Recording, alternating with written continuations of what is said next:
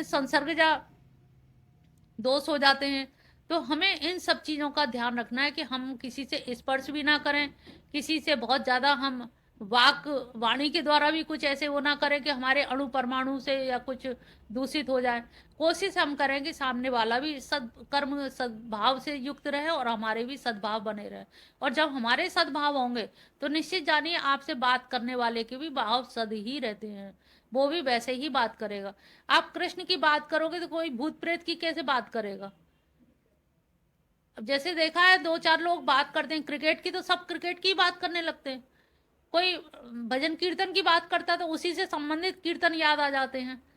तो इसका मतलब इनका संस्पर्शजा कोई ना कोई तो वो है रिश्ता, कि वैसे ही आप कभी भूत की कहानी सुनाओ तो फिर दूसरी तुम्हें भी याद आ जाएगी, सब फिर उसी कड़ी में चलने लगेंगे। और नहीं है तो हमें अच्छी बात कर रहे हैं तो अच्छी बात सारे साधु संतों की बात समझ आएगी। तो ये होता है संसर्गजा दोष, जो है बहुत बड़ा दोष होता है। और संसर्गजा दोष में तो सबसे ज़्यादा दूध का दोष देख लीजिए। दूध में थोड़ा सा दही डालते हैं और दही पूरा जम जाता है, जरा से में ही वो पूरा दही 10 किलो दूध का जम गया। नींबू निचोड़ दिया तो फटके वो अलग अलग हो गया। तो संसर्गजा दोष ऐसा होता है, या तो आपके दिल को फाड़ देगा या फिर आपको बिल्कुल जमा देगा दही की तरह से। तो ये संसर्गजा चीजें छोटी सी होती है। अब बूंद कितनी है? नींबू की बूंद, आधा नींबू है, आधा नींबू नहीं 10 किलो दूध फाड़ दिया। और 10 किलो दूध को जरा से 1 चम्मच भर के दही ने जमा दिया। तो अब कहेंगे वो तो जरा सा ही तो था, हमने डाला ही कितना है, थोड़ा ही तो डाला है। अब आपको हमने थोड़ी तो बात करी है, उससे और बात ही कहाँ करी है, हमने ज़्यादा बोला ही नहीं, बस थोड़ा सा यही कह दिया कि वो राजेश्वरी नहीं आ रही उनका। हम जरा सा कान में कहा, वो भी कान में जरा सा कहा, कोई ज़्यादा हमने थोड़ी कहा। तो अब बताइए, जब तुमने जरा से कहने में इतना दोष, अब दूध और दही का तुम याद कर लो, नींबू का 3 चीज याद कर लो, दूध दही नींबू, इससे क्लियर हो जाएगा, स्पष्ट हो जाएगा कि ये 3 चीज मिलेंगी तो कुछ ना कुछ जमेगा या फटेगा। तो हम कहते हैं ना, हमारे तो दिल फाड़ दिया उनने, ऐसी ऐसी बात सुनाई हमें, इस तरह से कहा। तो ये जो चीज़ है संसर्ग या दोष, बहुत बड़ा दोष होता है। तो हमें कोशिश ये करनी चाहिए कि हम जिससे भी बात करें सत्संग में, तो कम से कम ये लिमिटेशन रखें कि सत्संग से संबंधित, गीता से संबंधित, बल्कि श्लोक याद करके आए, एक दूसरे को सुनाएं श्लोक। तो इससे क्या दूसरे को प्रेरणा मिलेगी, ना संस्कृत याद हो पाए उसका अर्थ ही समझाएं, आपस में एक दूसरे से डिस्कशन कर लें, या फिर भजन का कोई रचना कर लें। तो कुछ ना कुछ ऐसा कर लें जिससे कि मतलब यहाँ आना सार्थक लगे कि हाँ हमारे अंदर कुछ परिवर्तन आया है। शक्नोति एव या सोणु प्राक शरीर विमुक्षणात् काम क्रोधोद्भव वेगम सा युक्त सा सुखी नर। जो साधक इस मनुष्य शरीर में शरीर का नाश होने से पहले पहली काम क्रोध से उत्पन्न होने वाले वेग को सहन करने में समर्थ हो जाता है, वही पुरुष योगी है, वही सुखी है। अब ये देखो, जो मरने के बाद ना तो क्रोध कोई कर नहीं पाएगा, ना काम कर हो पाएगा। काम क्रोध लोभ मोह कब तक है? जीते जी। तो मरने पे तो वैसे ही खत्म हो जाने हैं। तो जो साधक किसको कहेंगे? जो इस मनुष्य शरीर में ही, शरीर का नाश होने से पहले ही पहले अगर आप कर लो तो आपको लाभ मिलेगा। वैसे भी ये खत्म होने हैं, डेड हो गया शरीर तो वो तो वैसे ही पहले खत्म हो जाएंगे। लेकिन समय से खत्म हो, समय से पहले, मृत्यु से पहले अगर इनको खत्म कर लिया तो आपका जीवन सुखी हो जाएगा। 5वां अध्याय हम लोगों का चल रहा था, जिसमें ज्ञान कर्म संन्यास योग, ज्ञान कर्म संन्यास योग के बाद ज्ञान संन्यास योग, ज्ञान कर्म संन्यास। तो ये प्रश्न ये उठ रहा है कि बार बार संन्यास की बात क्यों की जा रही है? अर्जुन तो लड़ने के लिए आए थे, ये संन्यास शब्द आ क्यों रहा है? अधिकांश से अध्यायों में आया है, तो ये नहीं समझ आ रही कि रण क्षेत्र में संन्यास की बात करने की क्या आवश्यकता पड़ गई भगवान श्री कृष्ण को। दरअसल अधिकांश से लोगों का ये मानना होता है कि वो तो भाग रहा था, पलायन कर रहा था, और ये गीता पूरी तरह उसके प्रश्नों का उत्तर है, शंकाओं का समाधान है। जो जो उसकी जिज्ञासा थी या शंका थी, या कहिए कि उसके अंदर एक पूर्वाग्रह था वैदिक धर्म को लेकर, जो पूर्व धारणाएं और मान्यताएं थी, उन पूर्व धारणाओं मान्यताओं के विरोध में भगवान श्री कृष्ण ने जिस प्रकार से उसकी समाधान प्रस्तुत किया, क्योंकि वो सोच रहा था कि शायद संन्यास लेना गेरुआ वस्त्र धारण करके कर्मों से पलायन ही संन्यास है, जबकि संन्यास की स्थिति भगवान ने पूर्व निर्धारित जो संन्यास की स्थिति है उससे बिलग हट के परिभाषा दी। संन्यास का विरोध नहीं किया, लेकिन संन्यास का स्वरूप बदल दिया। संन्यास, उन्होंने कहा कि कर्मों से न्यास नहीं होना चाहिए, कर्म फल का न्यास होना चाहिए। और वो क्या सोच रहा है, कर्म करूंगा नहीं तो कर्म का फल भोगना नहीं पड़ेगा, क्योंकि उसके मन में एक शंका आ गई थी कि हम जीतें या वो जीतें, कोई ना कोई एक जीतेगा, एक की हार होगी, हम मरे या वो मरे तो बात एक ही होगी। तो ये सारी चीज़ें जो उसके समझ आने लगी, तो उससे लगा कि कर्म वो हर चीज़ से संन्यास लेने लगा।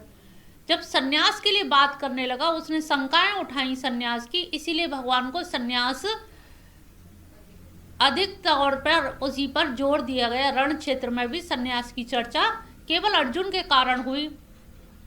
अगर वो संन्यास लेने की बात ना करता तो भगवान यहाँ पर कोई भी अध्याय में संन्यास को अनुग्रहित ना करते, उसकी विवेचना ना करते।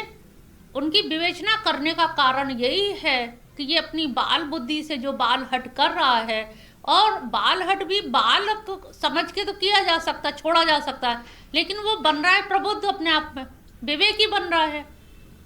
इससे तो वर्ण संकरता हो जाएगी। अब भगवान को ही बता रहा है कि ऐसा ऐसा हो जाएगा, इसलिए मैं नहीं कर रहा। तो तार्किक रूप से भगवान से कौन जीत सकता है? लॉजिकली वे में तो तुम सिद्ध नहीं कर सकते हो गलत चीज को, क्योंकि मैंने बताया ना, ये पूर्व धारणाएं हैं। संन्यास की जो पूर्व धारणा है, जो मान्यताएं हैं, जो पूर्वाग्रह से ग्रसित धर्म की बात कर रहा था, उसी धर्म का भगवान ने विरोध किया कि सही सही अर्थों में तू धर्म को समझ, सही सही अर्थों में संन्यास को समझ। तो यहाँ पर पहले ही श्लोकों में उन्होंने कह दिया कि जो निरग्नि है, निरग्नि यानी कि जो चूल्हा नहीं जलाता, आग नहीं जलाता। हम अग्नि काय के लिए चूल्हा क्यों जलाते हैं? भोजन बनाने के लिए। और संत सन्यासी क्या है, वो भोजन कहीं ना कहीं भिक्षा मधुकरी से, उनको उसमें ये राग नहीं रहता कि क्या मिल रहा है क्या नहीं मिला, जो मिला सारा एक में कमंडल में या एक में बर्तन में सब गड्ढमड्ढ करके खा, ये सुस्वादु नहीं होते। स्वाद को अब एक तरह से जितेंद्रिय जो व्यक्ति होगा उसके लिए केवल उदर पूर्ति, पेट भरने के लिए उसे साधन चाहिए, वो कहीं से भी मिल जाए, क्योंकि भोजन जो है साध्य नहीं है, कैसे भी जीवन यापन होता रहे। और या एक तो निरग्नि नहीं है। अर्जुन तू समझ, सन्यासी जो होते हैं कि हमें अग्नि नहीं जलानी पड़ेगी, तुम्हें वो रोटी मिल जाएंगी, आज वो समाज नहीं रह गया। तब का समाज एक निश्चित मान्यता थी कि इतना दान रोज देना चाहिए, लेकिन अब दान की परंपरा समाप्त हो गई है।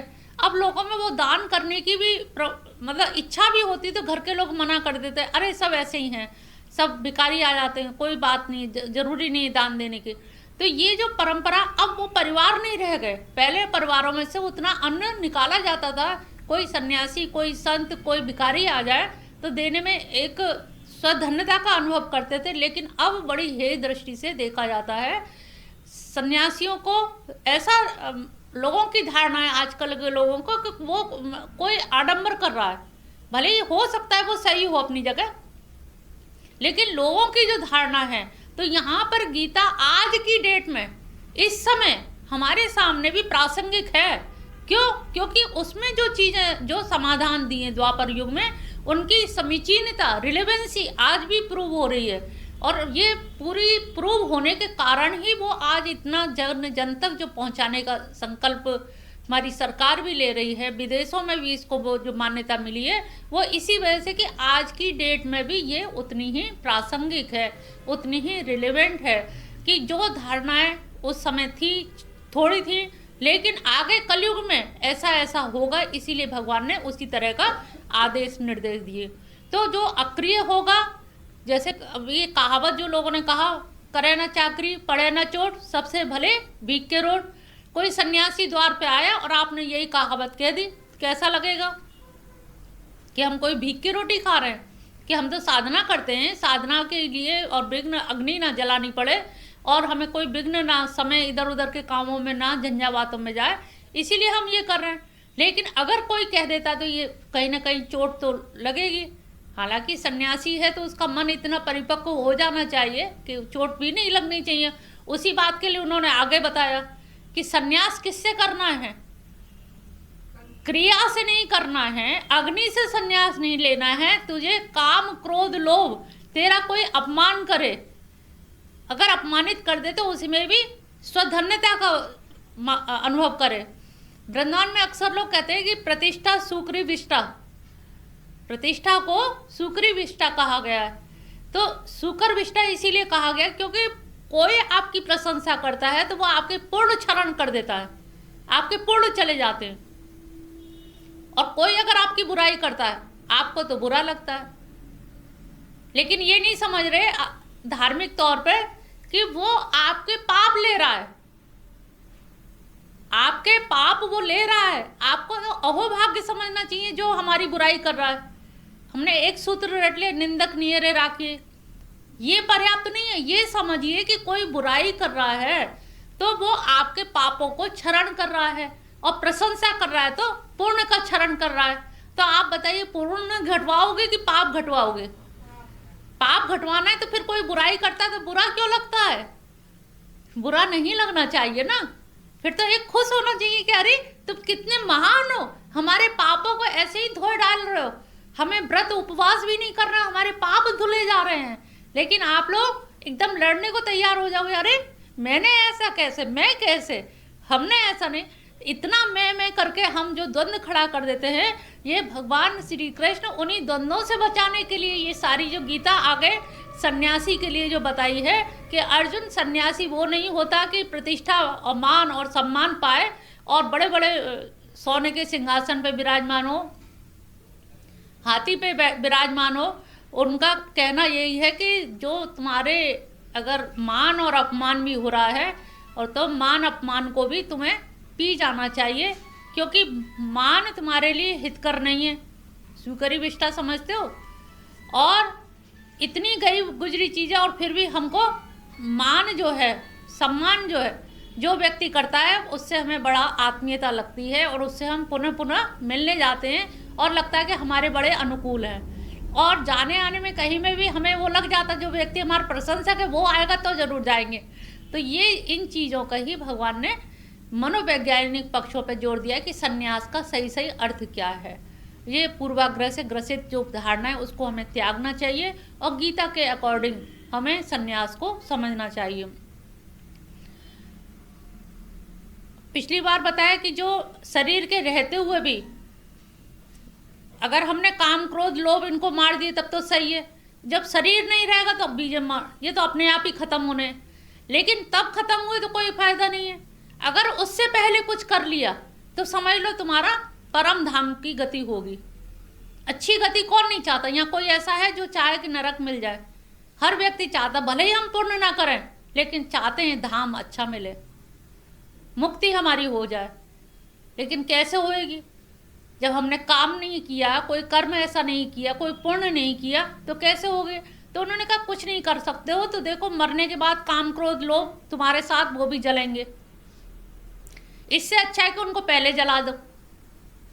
जब सब यात्रा के साथ वो वहीं दफना दिए जाएंगे तो अच्छा है कि हम पहले उनको जला दें तो उसका फ्रूट हमें मिल जाए, उसका कम से कम हमारे अंदर के जो राग द्वेष पनप रहे हैं, पुनर्जन्म के जो कारण बनने, जो हेतु होने वाले हैं, वो हेतु रुक जाएंगे, कर्म बंध समाप्त हो जाएगा।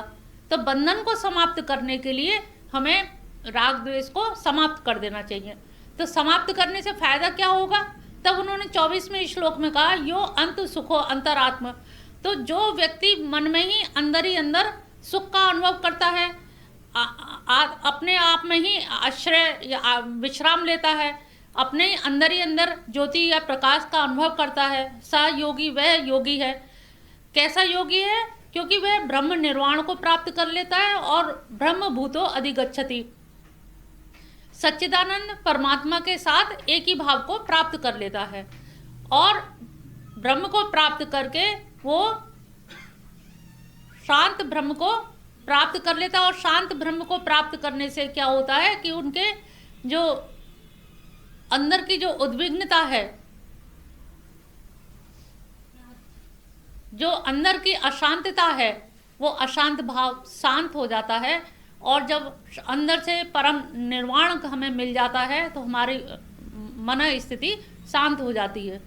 लवंते ब्रह्म निर्वाण ऋषि क्षीण कलमशा, जिनके सब पाप क्षीण कलमश माने क्षीण हो गए हैं, कलमश जिनके पाप नष्ट हो गए हैं, जिनके सब संशय छिन्न दुविधा छिन्न भिन्न हो गई है। जो हमारी दुविधा है ना, कहते हैं अरे बड़े ग्रंथि सी बन रही थी, कुंठा बन रही थी, यहाँ हमने सारी चीज बता दी तो अब हरे जो दुविधा थी वो छिन्न भिन्न हो गई, तितर बितर हो गई। जो कुंठा क्या होती है? गांठ होती है ना, और गांठ को धागे ढीले कर दीजिए तो क्या हो गई? छिन्न भिन्न हो गई। अब धागे अलग हो गए तो तुम गांठ भी खोल लोगे आराम से, लेकिन खोलोगे कहाँ? छिन्न भिन्न कहाँ करोगे? प्रकाश में। और ज्ञान क्या है? प्रकाश स्वरूप। गीता क्या है? प्रकाश स्वरूप। तो हम इसके सानिध्य में, इनका अध्ययन करने से हमारी दुविधा जो है, जितने भी संशय हैं वो सब निराकरण उनका हो जाता है, छिन्न भिन्न हो जाते हैं।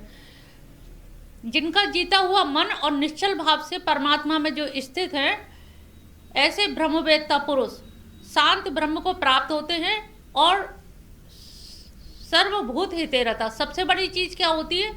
आपकी दुविधा शांत हो गई, मन में संशय खत्म हो गए, क्षीण कलमश हो गए, ब्रह्म निर्वाण को पा लिया। ऐसे ऋषि बने, ऐसे ऋषिगण जिन्होंने अपनी आत्मा को भी पूरी तरह से, इंद्रियों को भी जीत लिया है। ऐसा व्यक्ति क्या करता है? सर्वभूत हिते रता। ऐसा व्यक्ति ही सर्वभूत के सबके कल्याण में लगेगा। क्यों लगेगा? क्योंकि उसमें मैं और मेरे का भाव समाप्त हो गया है। उसे सब भगवान का ही अंश रूप दिखाई देते हैं, सब आत्मवत दिखाई देते हैं। जब सब आत्मस्वरूप दिखाई देते हैं तो उसकी दुविधा जो है, मैं तेरे की भावना खत्म हो गई, तेरा मेरा समाप्त हो गया। तो ऐसे व्यक्ति जो ऋषिगण हैं, जिनके क्षीण कलमश हो गए, वो पूरी तरह से सबके कल्याण में सर्वभूत, भूत मतलब प्राणी मात्र, मनुष्य ही नहीं, जीव को भी वो परेशान नहीं करेंगे। जीव में भी वही देखेंगे। जैसे कहते हैं वृंदावन का अगर कुत्ता भी है तो बड़े बड़े ऋषि लोग हैं, वहाँ साधु संत लोग हैं, कुत्ते को भी नमन करते हैं, क्योंकि वो यहीं पैदा हुआ है, यहीं पे जन्मा है। और जब यहीं पर पैदा होकर यहीं जन्मा है तो यहाँ कहीं उसका कोई प्रारब्ध फल होगा और कोई प्रबलता ऐसी रही होगी पुण्य कार्य की। सर्वभूत हितेरता की परिकल्पना आना बहुत मुश्किल है। इसके लिए कितनी बड़ी शर्त रखी गई है, क्षीण कलमश, छिन्न द्वैधा, और जिनके यथात्मना, इतना सब कुछ होने के बाद ही हम सबका कल्याण कर पाते हैं। काम क्रोध वियुक्ता नाम यतीनाम यच्चेतसाम अभितो सर्व ब्रह्म निर्वाण वर्तते विदितात्मन। काम क्रोध से रहित।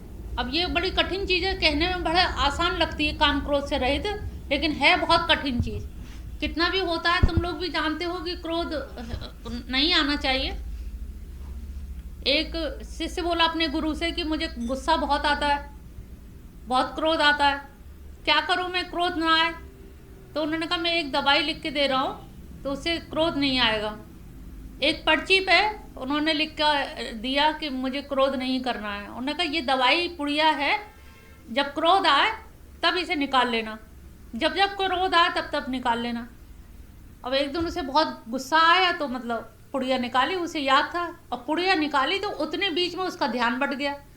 जो क्रोध था तो क्रोध की एक लहर होती है ना, तो वो क्रोध की लहर चली गई जेब में से, वो निकाली पर्ची, पढ़ी कि क्रोध करना मना है, तो उसने वो पर्ची रख ली। उसके बाद उसने दोबारा फिर क्रोध हुआ, फिर उसने देखा तो फिर उसे लगा कि अरे दोबारा की पर्ची की क्रोध करना मना है। तो बात ये है कि क्षणिक आप थोड़ा सा वेग है, उफान है, कि दूध का उफान आता है ना, ऐसे ही क्रोध का उफान है। उस उफान को हमने शांत कर दिया तो शांत हो जाएगा। पहला एक क्षण ही चूकने की बात है। ऐसे सुसाइडिक टेंडेंसी के लिए कहा जाता है, कोई व्यक्ति सुसाइड के लिए जा रहा है और एक क्षण में कोई फोन आ गया या कोई व्यक्ति आ गया तो हो सकता है वो दुर्घटना टल जाए, क्योंकि वेग है, उफान है, 1 मिनट में आ रहा है और 1 मिनट में पता नहीं कोई आ गया और उसने आपके वेग को समाप्त कर दिया। तो वो एक क्षण का ही है। हम आपसे कहें क्रोध आए तो माधव माधव कहना, अब जब क्रोध आएगा तो हमारी बात याद जरूर आएगी, भले ही पालन ना करो, लेकिन ये लगेगा हाँ, उन्होंने कहा था कि माधव माधव कहना, राधे राधे कहना जोर से, तो क्रोध अपने आप चला जाएगा। जितना तेज क्रोध हो उतनी जोर जोर से चीख चीख के करो, बहुत डांटने का मन हो तो और चीख के करो, श्री कृष्ण श्री कृष्ण श्री कृष्ण। तो जितनी ज़्यादा तेज करोगे, पता लगा सामने वाले का भी चित्त और आपका भी, लड़ाई द्वंद्व रुक गई। तो ये क्या है, थोड़े थोड़े से छोटे छोटे फॉर्मूले हैं धर्म के, अध्यात्म के। ये फॉर्मूले हैं कि अगर हमें क्रोध आ रहा है, और क्रोध आना स्वाभाविक है, जब तक शरीर है, देह धरे को दंड है, सब काऊ को हो। ज्ञानी काटे ज्ञान से, मूर्ख काटे रोय, देह धरे को दंड है, होगा सबको। लेकिन ज्ञानी कैसे काटता है, ज्ञान से काट लेता है कि अरे हमसे तो कृष्ण कृष्ण कहा गया, कि श्री कृष्ण जोर जोर से कहना है, और जोर से, इतना ध्यान आ जाए तो बस आपका कल्याण हो जाएगा। और मूर्ख काटे रोए, तो ज्ञानी ज्ञान से काटता है, मूर्ख रो के काटता है। काटते दोनों ही हैं, परिस्थिति जो सामने आ गई है उसे काटेंगे दोनों ही लोग, लेकिन यही थोड़ा सा अंतर है। तो हम लोग यहाँ सत्संग करते हैं तो हमें कुछ फॉर्मूले ऐसे अपना लेने चाहिए अपने हिसाब से कि हमारी मन की वृत्ति कैसी है, हमारा स्वभाव कैसा है। आप अपने स्वभाव के ज़्यादा अच्छे ढंग से जानते हैं, तो आप अपने स्वभाव के अनुसार ऐसा कुछ फॉर्मूला बना लें कि क्रोध आएगा तो, रोना आएगा तो किस चीज़ के लिए हमें क्या शब्द है। कहीं कहीं हमारा गोविंद नाम बड़ा फिट होता है, गोविंद गोविंद। कभी हम भीड़ में, भीड़ मतलब आफत मुसीबत में, भीड़ पड़ी है नैया में, तो जब कोई परेशानी में है तो हम गोविंद गोविंद पुकारें, केशव केशव पुकारें। तो ये इस तरह से आप कुछ फॉर्मूले अपने जीवन के ऐसे बना लीजिए जिससे हमारा ध्यान, जब गुस्सा आए, अब 1-2 दिन में नहीं करोगे लेकिन कभी ध्यान आएगा, हाँ गोविंद की कही थी, चलो गोविंद गोविंद पुकार के देखते हैं, हो सकता है जो हमारी मुसीबत पड़ी है शायद कुछ वो हो जाए। द्रौपदी ने भी तो गोविंद नाम पुकारा था, तो हो सकता है हमारी भी प्रभु सुन लें। तो ये भाव जब रहेगा ना, सत्संग का मतलब यही है कि वो हर समय याद नहीं रहता, लेकिन जब कोई मुसीबत पड़ती है तो वो चीज़ें बात याद आने लगती है, जो सुनी हुई चीज़ें। इसी को हमारे यहाँ प्रतिभिज्ञा कहते हैं। सुनी सुनाई चीज़ को जब बार बार फिर अपने मुंह से कह के सुनते हैं तो हम पहचान, या फिर हमने कहीं सत्संग में सुनी तो वो चीज़ हमारी रिमाइंड होती जाती है, और जितनी बार रिमाइंड होगी उतना ही हम तरासे जाएंगे, उतना ही हमारी बुद्धि पैनी होगी, तीक्ष्ण होगी। तो यहाँ पर काम क्रोध वियुक्ता नाम, काम क्रोध से रहित, यति नाम ये चेतसा, चारों ओर से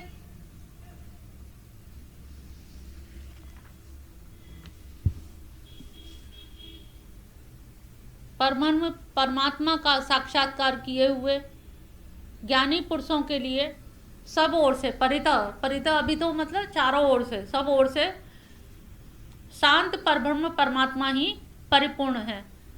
क्योंकि जिसने काम क्रोध को जीत लिया है ना, फिर उसके लिए सारे तरफ ब्रह्म निर्वाण, यानी कि सब जगह उसे फिर शांति ही शांति नजर आती है, ब्रह्म निर्वाण को प्राप्त हो जाता है, हर जगह उसे परमात्मा की उपस्थिति दिखती है।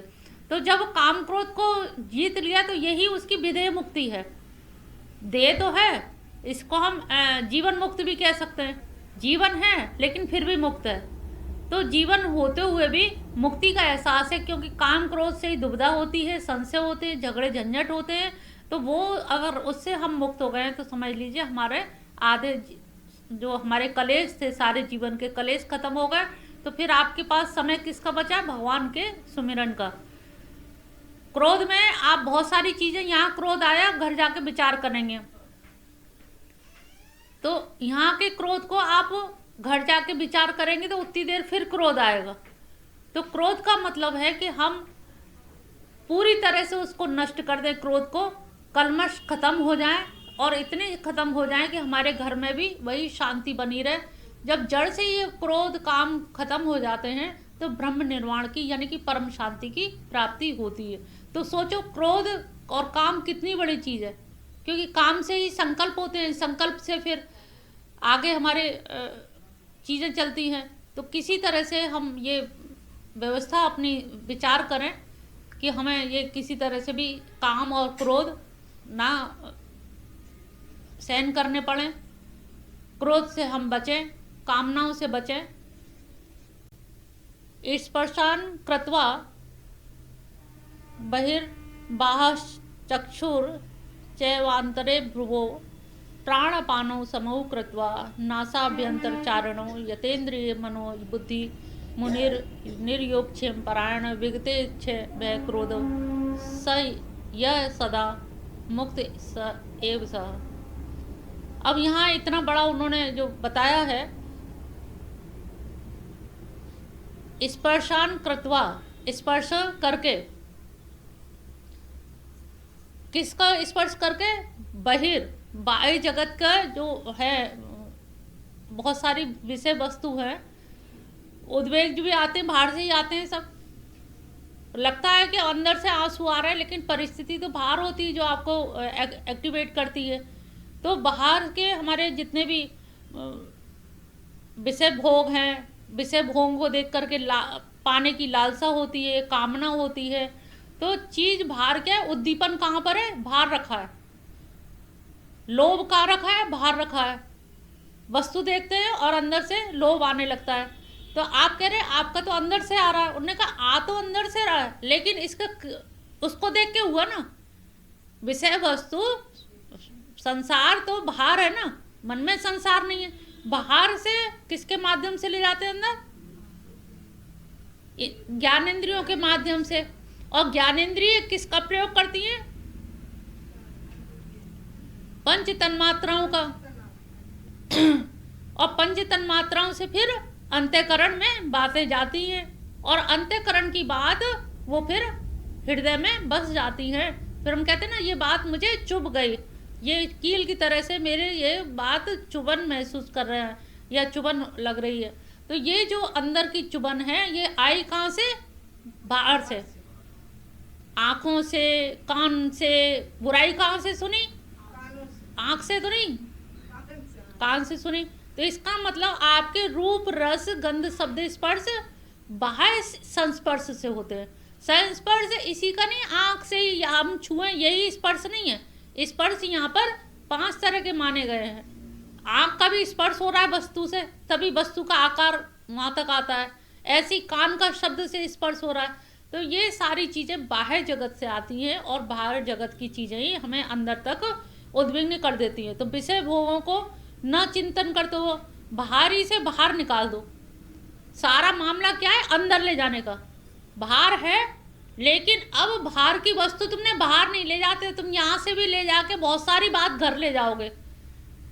सत्संग की बात नहीं, उसने ये कहा, उन्होंने ये काम से उन्होंने ऐसा कर लिया, उन्होंने ये चीज